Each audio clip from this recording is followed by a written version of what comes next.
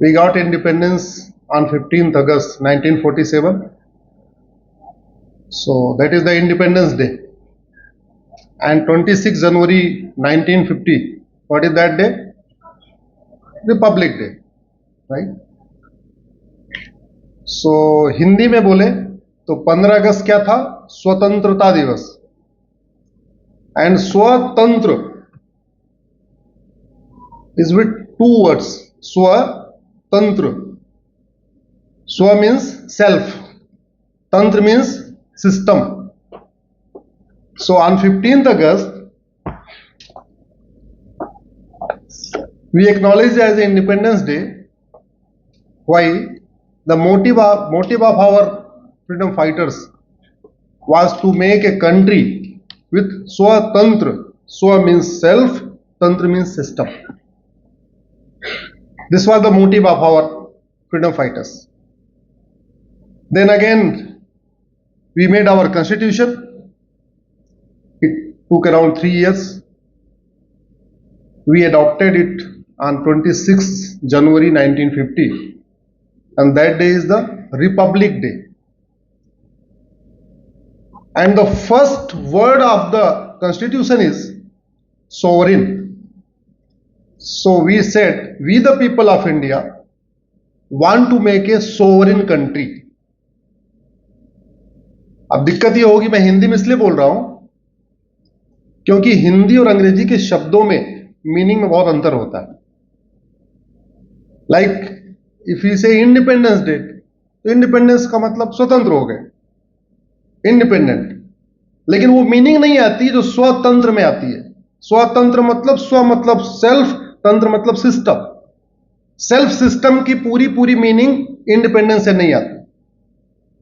वैसे ही हमारे four father जो कॉन्स्टिट्यूशन बना रहे थे, उनका कहना था हम बनाएंगे एक संप्रभु भारत. संप्रभु का मतलब वो स्वतंत्र से भी नेक्स्ट स्टेज है. स्वतंत्र मतलब सेल्फ सिस्टम, यानी एजुकेशन सिस्टम हमारा अपना होना चाहिए, जुडिशियल सिस्टम हमारा अपना होना चाहिए, पुलिस सिस्टम हमारा अपना होना चाहिए, टैक्स सिस्टम हमारा अपना होना चाहिए, बिजनेस सिस्टम हमारा अपना होना चाहिए. ये सब हमारा होना चाहिए, सेल्फ सिस्टम होना चाहिए. Then next stage is the sovereign. Sovereign means संप्रभु. संप्रभु का मतलब न गुलामी का नाम हो, न गुलामी का निशान हो, न गुलामी की कुरीतियां हो, न गुलामी की कुप्रथाएं हो, न गुलामी की पुलिस व्यवस्था हो, न गुलामी की न्यायिक व्यवस्था हो. सब कुछ हमारा अपना हो. So sovereign is next higher level to the independence. स्वतंत्रता से ऊपर है संप्रभुता. मैं पहले इंजीनियर था, कई कंपनियों में काम किया. काम करने के बाद जब मैं मारुति में था, जहां कार बनती है, तो वहां मैंने वाईफाई एनालिसिस करना शुरू किया प्रॉब्लम्स की. आप लोग भी पर डे कुछ न कुछ प्रॉब्लम फेस करते होंगे. कभी ट्रैफिक की प्रॉब्लम फेस करते होंगे, अच्छी टूटी सड़क प्रॉब्लम फेस करते होंगे, कुछ न कुछ फेस करते होंगे. So I started the WiFi analysis of these problems. और वो क्यों? क्योंकि जापान में ये सिस्टम है मैडम. जापान में अगर पुलिस स्टेशन में कोई एफआईआर होगी तो उसकी जांच तो होगी, लेकिन उसकी 5 बार उसमें वाई लगाया जाएगा. मतलब किसी ने किसी को मर्डर कर दिया तो उसको सजा तो मिलेगी, लेकिन उसने मर्डर क्यों किया, उसमें 5 बार वाई लगाएंगे. और फिर उसकी रिपोर्ट गवर्नमेंट के पास जाएगी. गवर्नमेंट उस पर एक्शन ले लेगी जिससे दोबारा वैसा मर्डर फिर से ना हो. किसी ने सुसाइड कर लिया, आत्महत्या कर लिया, तो क्यों हत्या किया, किसके कहने पे किया, किसी ने उकसाया, उसको सजा मिलेगी. लेकिन उसकी फिर वाई एनालिसिस होगी, फिर वो गवर्नमेंट के पास रिपोर्ट जाएगी. इसलिए जनरली जापान की गाड़ियां भी बार बार खराब नहीं होती हैं, और जापान की सोसाइटी में भी बहुत सारी प्रॉब्लम उन्होंने धीरे धीरे करके उसको बाहर निकाल दिया. रिपीट नहीं होती वहां पर. जब मैंने वाई एनालिसिस करना शुरू किया तो पता चला भारत की 80% प्रॉब्लम का root cause ineffective, outdated colonial system. या तो पुलिस सिस्टम हमारा गड़बड़ है, या तो जुडिशियल सिस्टम हमारा गड़बड़ है, या हमारा टैक्स सिस्टम का कुछ न कुछ गड़बड़ है. आप सारे लोग कॉमर्स के स्टूडेंट हैं, अल्टीमेटली आपको बिजनेस वर्ल्ड में जाना है, जो भी करेंगे बाद में एमबीए करेंगे, जो भी करना होगा आपका फ्यूचर प्लान जो भी होगा, लेकिन मुझे लगता है कि 80% आप बिजनेस वर्ल्ड में ही जाएंगे।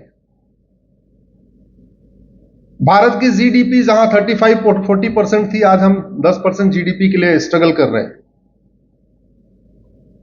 और अगर भारत के जुडिशियल सिस्टम अच्छा हो जाए, अननेसेसरी का डिले रुक जाए, तो कम से कम मेरा अपना अनुमान है कि 2% जीडीपी अपने बढ़ जाएगी। सबसे बड़ा जो बैरियर है बिजनेस में वो है लिटिगेशन, अननेसेसरी का लिटिगेशन। बहुत लंबे लंबे कोई प्रोजेक्ट चल रहा है, एक पिटीशन फाइल हो गई, 10 साल हाई कोर्ट, 10 साल सुप्रीम कोर्ट, 20 साल लग गए। जब तक उस प्रोजेक्ट की कास्ट पहले 10 करोड़ थी, 20 साल के बाद उस प्रोजेक्ट की कास्ट 100 करोड़ हो गई। एक फ्लाईओवर बनना था, कुछ लिटिगेशन हो गया, 20 साल मुकदमा चला। जो फ्लाईओवर पहले 20 करोड़ में बन सकता था, अब वो फ्लाईओवर 100 करोड़ में बनता है। तो इसका बहुत बड़ा इफेक्ट है। जो सबसे ज्यादा इफेक्ट है इनइफेक्टिव आउटडेटेड लॉज का, वो हमारे गरीबों पे पड़ता है। हमारी 50% प्रॉब्लम का रूट काज करप्शन है। रोड एक्सीडेंट से लगभग 5 लाख लोग हर साल उनका हाथ पैर टूटता है, और रोड एक्सीडेंट का रूट काज क्या है? जोर से बोलिए जरा। करप्शन। या तो जानबूझ के रोड को गलत डिजाइन किया जाता है कि बार बार टूटे, और अगर ठीक से डिजाइन कर दिया जाता है तो मटेरियल ऐसा लगा जाता है कि बार बार टूटे, हर बारिश में टूटे, जिससे हर बार उसका टेंडर हो, हर बार टेंडर हो। तो टेंडर में क्या होता है? तो करप्शन 2 टाइप का होता है, corruption by design, corruption by default. उदाहरण के लिए, आप लोगों में से ट्रेन में कोई कितने लोग चले? सब चले। आपको ट्रेन में कंबल मिलता है ना? मिलता? पूरी दुनिया में कंबल नहीं मिलता, भारत में कंबल मिलता है। कभी अब आप थोड़ा ऐसे सोचना शुरू करना। डॉक्टर कहते हैं कि हमारे लिए जो बेस्ट टेम्परेचर, सुटेबल टेम्परेचर है हमारी बॉडी के लिए, वो 25-26 डिग्री है। तो 25-26 डिग्री टेम्परेचर पे आपको कंबल की जरूरत ही नहीं पड़ती, सिंपल चद्दर से काम हो जाता है। ठीक है? लेकिन चद्दर की कास्ट आती है 100 रुपए, और कंबल की कास्ट आती है 1000 रुपए। तो अगर कंबल खरीदने में अगर 20% कमीशन लिया, चद्दर खरीदने में 20% कमीशन लिया, तो एक चद्दर पे कितना मिला? 20 रुपए। और कंबल खरीदा, उस पे 20% लिया, तो एक कंबल पे 1000 का है, तो कितना मिला? 200 रुपए। चद्दर की धुलाई 10 रुपए होती है, तो धुलाई में अगर 20% लिया, और कंबल की धुलाई 100 रुपए होती है, तो कंबल की धुलाई में 20% लिया। इसलिए हमारे देश में आज भी ट्रेन में कंबल दिया जाता है। पहले, अच्छा, उसका नुकसान कितना है? पहले टेम्परेचर को 16 डिग्री किया जाता है, तो इलेक्ट्रिसिटी कंजम्पशन बढ़ता है कि नहीं बढ़ता? अल्टीमेटली वो हमारा लॉस है, नेचुरल रिसोर्सेज का लॉस है वो। अब पहले टेम्परेचर को कम किया, इलेक्ट्रिसिटी कंजम्पशन बढ़ाया, फिर आपको कंबल पकड़ा दिया। अल्टीमेट गोल क्या है? 20%। जोर से बोलो जरा। 20%। So this is the corruption by design. Flyover को ऐसा बना दिया टेढ़ा मेढ़ा कि 1 साल के बाद लोग धरना प्रदर्शन शुरू कर दें कि नहीं, एक फ्लाईओवर गलत बना हुआ है। तो फिर टेंडर होगा उस फ्लाईओवर को सीधा करने के लिए। पहले उसको सांप का टाइप का बना देंगे, फिर लोग धरना प्रदर्शन करेंगे, फिर उसको सीधा करने के लिए करेंगे। It is corruption by design. दुनिया के सभी देशों में बरसात के बाद सड़क नहीं टूटती है। अच्छा, उसमें भी आप देखना, सड़क टूटती क्यों है? क्योंकि तारकोल और पानी की दुश्मनी है। तो सड़क बना दी जाती है, बगल में नाली नहीं बनाई जाती जिससे सड़क पे पानी लगे। जब सड़क पे पानी लगेगा तो बरसात में सड़क, जोर से बोलो जरा, टूटेगी। और टूटेगी तो रिपेयर होने के लिए टेंडर उठेगा, तो टेंडर उठेगा तो 20%।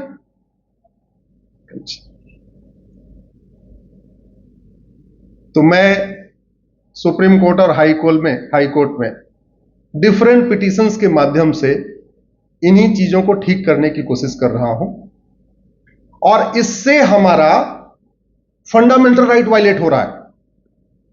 टूटी हुई सड़क से 5 लाख लोग अगर मरते हैं तो 5 लाख फैमिली उजड़ रही है ना। वो 5 लाख लोगों में हो सकता है बहुत सारे, कोई साइंटिस्ट बन जाते, कोई डॉक्टर बन जाते, कोई कुछ बन जाते, तो हमारा रिसोर्सेज का नुकसान हो रहा है कि नहीं हो रहा है। एक व्यक्ति टेंडर उठा उठा के पैसे कमा रहा है, लेकिन अल्टीमेटली देश का नुकसान तो हो रहा है। परिवार का जो नुकसान हो तो हो ही रहा है, किसी का बेटा मर गया, किसी की बेटी मर गई, वो तो अलग बात है, लेकिन देश का भी नुकसान हो रहा है। ऐसे ही कितनी बार ट्रेन में लोग चलते हैं, कुछ को जुकाम हो जाता है, कुछ को और कोई प्रॉब्लम आ जाती है। क्यों? टेम्परेचर 16 डिग्री रखते हैं। बाय द वे, रात में सो गए, कंबल हट गया, फिर तो मुश्किल है। अरे सिंपल चद्दर दे दो भाई, क्या दिक्कत है? नहीं करना। जैसे right to dignity is our fundamental right under article 21A, under article 21। लेकिन corruption is the biggest barrier in our right to dignity. परेशान किया जाता है। Right to health is our fundamental right. तो राइट टू हेल्थ कब अच्छा रहेगा? जब मिलावटखोरी ना हो। हेल्थ कब अच्छा रहेगा? आपको शुद्ध एयर मिल जाए, हवा अच्छी मिल जाए, पानी अच्छा मिल जाए, दूध अच्छा मिल जाए। आपको जो कुछ आप ले रहे हैं, चाहे पानी, चाहे हवा, चाहे खान पान, वो आपको शुद्ध मिले, तब आपका हेल्थ अच्छा रहेगा। और right to health is a fundamental right. So this is the duty of the center and state government to ensure that you get the fresh air, you get the fresh water, you get the pure milk, you get the everything pure. लेकिन मिलती है क्या? मिलता है क्या? नहीं। सर्वे ये बताते हैं कि भारत में 70% दूध, मिल्क एंड मिल्क प्रोडक्ट मिलावटी है, केवल 30% मिलता है। अच्छा सपना मैम, इसमें सच्चाई भी है। प्रैक्टिकली आप देखो, कोविड के टाइम में जब सारी दुकानें बंद हो गई, कोविड लगा था, सबने ध्यान है आपको, सब कुछ बंद था। चाय की दुकान भी बंद थी, होटल बंद थी, रेस्टोरेंट बंद थे, शादी विवाह बंद हो गया, ढाबे बंद हो गए, पनीर बनना बंद हो गई, सब कुछ बंद था, मदर डेयरी बंद हो गई।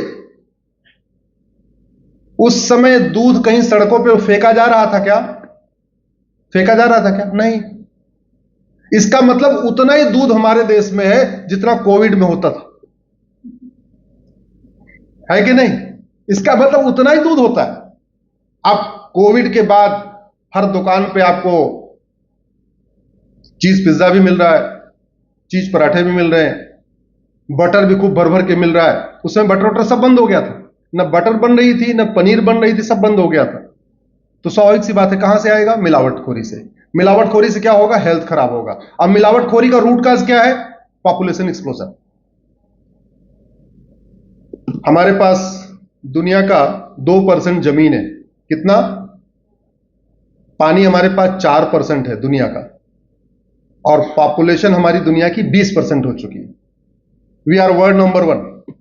चाइना को भी हमने पीछे धकेल दिया, और हमें चाइना से कंपेयर इसलिए नहीं करना चाहिए कि चाइना का एरिया हमसे 3 गुना ज्यादा है।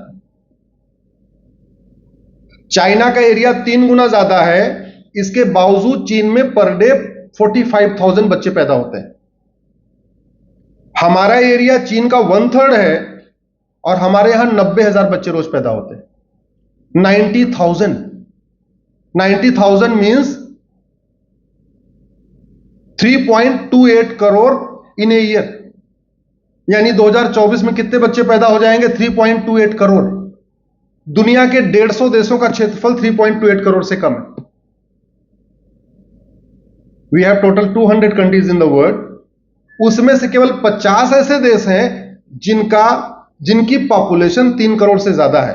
बाकी 150 देशों की पॉपुलेशन 3 करोड़ से कम है। तो यानी हमारे भारत में 150 देशों के इक्वल हर साल नए बच्चे पैदा हो जाते हैं। तो आपको जो मिलावटी दूध मिलता है वो इसलिए मिलता है कि डिमांड ज्यादा है, सप्लाई कम है। गाय भैंस की संख्या नहीं बढ़ रही है, इंसान की संख्या बढ़ रही है, तो दूध की डिमांड ज्यादा बढ़ रही है, तो पूरी करनी है तो क्या कर दिया? मिलावट कर दिया। तो आपका जो फंडामेंटल राइट है, राइट टू हेल्थ, वो वायलेट हो रहा है। किसकी वजह से? पॉपुलेशन एक्सप्लोजन की वजह से। राइट? सड़क पे बहुत ज्यादा ओवर क्राउडिंग है, एक्सीडेंट हो रहा है, आप परेशान हैं, जहां आपको 20 मिनट में जाना चाहिए आपको 1 घंटा लग रहा है, आपका टाइम खराब हो रहा है। क्यों? क्योंकि जब तक 2 लेन की सड़क बनती है तब तक 4 लेन की पॉपुलेशन सड़क पे आ जाती है। बहुत ज्यादा क्राइम बढ़ रहा है। क्राइम क्यों बढ़ रहा है? बेरोजगारी बहुत बढ़ रही है। बेरोजगारी क्यों बढ़ रही है? जब तक 2 करोड़ लोगों को एम्प्लॉयमेंट मिलता है, 10 करोड़ बेरोजगार आ जाते हैं बाहर। झुग्गियों की संख्या कम नहीं हो रही है। क्यों? क्योंकि जब तक 2 करोड़ घर बनता है, 10 करोड़ बेघर पैदा हो जाते हैं। 1950 में हमारे देश में गरीबी रेखा के नीचे 10% लोग हुआ करते थे। जब हमारी पॉपुलेशन 40 करोड़ थी तो भारत में 4 करोड़ लोग गरीब थे। आज हमारी पॉपुलेशन 145 करोड़ है तो 81 करोड़ गरीब है। तो यानी पहले 10% गरीब थे, अब 65% गरीब है। तो गरीबी बढ़ रही, गरीबी घट रही है। जोर से बोलिए जरा। बढ़ रही है। And what is the root cause? Population explosion. So biggest barrier is the corruption and population explosion. I filed multiple PIL in High Court, Supreme Court to weed out this menace. मेरी population explosion पे है कि भैया आप, हमारे पास जमीन 2% है तो 2 बच्चों पे लगाम लगा दी जाए, कानून बना दिया जाए। और चाइना ने ऐसा किया और एक सर्वे के अकॉर्डिंग 60 करोड़ बच्चों को चीन ने पैदा होने से रोक दिया। 60 करोड़ बच्चों को। अगर हमने चीन के साथ 1950 में 2 चाइल्ड पॉलिसी अडॉप्ट किया होता, आज हमारी पॉपुलेशन जो 145 करोड़ है, यह होती लगभग 95 करोड़ है। 95 करोड़ होती तो थोड़ा ठीक रहते कि नहीं रहते? दूध ठीक से मिलता कि नहीं मिलता? पानी अच्छा मिलता कि नहीं मिलता? सब्जी अच्छी मिलती, जूस अच्छा मिलता, फल अच्छा मिलता, खान पान की सारी चीजें अच्छी मिलती, क्राइम कम होता। पॉपुलेशन बढ़ रही, बस की संख्या बढ़ा रहे हैं, अल्टीमेटली बस की संख्या बढ़ा रहे हैं तो तेल ज्यादा मंगाना पड़ रहा है बाहर से। हमारे यहां तो तेल होता ही नहीं। और जब बस की संख्या ज्यादा बढ़ रही है तो स्वाभाविक सी बात है आपका पॉल्यूशन भी ज्यादा बढ़ रहा है। सो आपके इसमें खासतौर पे बिजनेस क्लास में जो आप लोग करने वाले हैं, उसमें जो बिगेस्ट चैलेंजेस है वो है करप्शन। करप्शन कैसे ठीक होगा? जब हम अपना पुलिस सिस्टम ठीक करेंगे, जुडिशियल सिस्टम ठीक करेंगे, एडमिनिस्ट्रेटिव सिस्टम ठीक करेंगे, टैक्स सिस्टम ठीक करेंगे। भारत में बहुत सारी जो पॉपुलर स्कीम चलती हैं, इसकी वजह से देश के ऊपर बहुत बड़ा बर्डन है। एक मेरी पीआईएल है फ्रीबीज के ऊपर। जब मैंने पिटीशन पीआईएल फाइल किया सुप्रीम कोर्ट में, उस समय भारत के ऊपर 150 करोड़ का डेप्ट था। 150 लाख करोड़। जब हमने पीआईएल फाइल किया था सुप्रीम कोर्ट में तो देश के ऊपर 150 लाख करोड़ का कर्जा था। अभी हमारी पिटीशन डिसाइड नहीं हुई है। अभी सुप्रीम कोर्ट ने कोई गाइडलाइन बनाया नहीं कि फ्रीबीज को कैसे रोका जाए। अभी चली रही है। पहले 2 जज की बेंच सुन रही थी, फिर 3 जज को रेफर हुआ, मामला चल ही रहा है अभी तक। और इस समय भारत के ऊपर 225 लाख करोड़ का कर्जा है। पॉपुलेशन 145 करोड़, कर्जा 225 लाख करोड़। इसका मतलब जितने लोग सब बैठे हुए हॉल में, सबके ऊपर कितना कितना कर्जा है? 1.5 लाख का। हम सब लोगों के ऊपर कितना कर्जा है? 1.5 लाख का। अब बढ़ रहा है। जब तक पिटीशन डिसाइड होगी तब तक क्यों? अब क्यों बढ़ रहा है? पर क्योंकि हमने 1951 के रिप्रेजेंटेशन ऑफ पीपल एक्ट को बदला ही नहीं। हमने पूरी का पूरा सिस्टम, पूरी गवर्नेंस पॉलिटिकल पार्टियां चलाती हैं, लेकिन पॉलिटिकल पार्टियों के लिए हमने कोई मैनिफेस्टो का स्टैंडर्ड फॉर्मेट नहीं बनाया। अल्टीमेटली पूरा गवर्नेंस सिस्टम कौन चलाता है? पॉलिटिकल पार्टी चलाती है।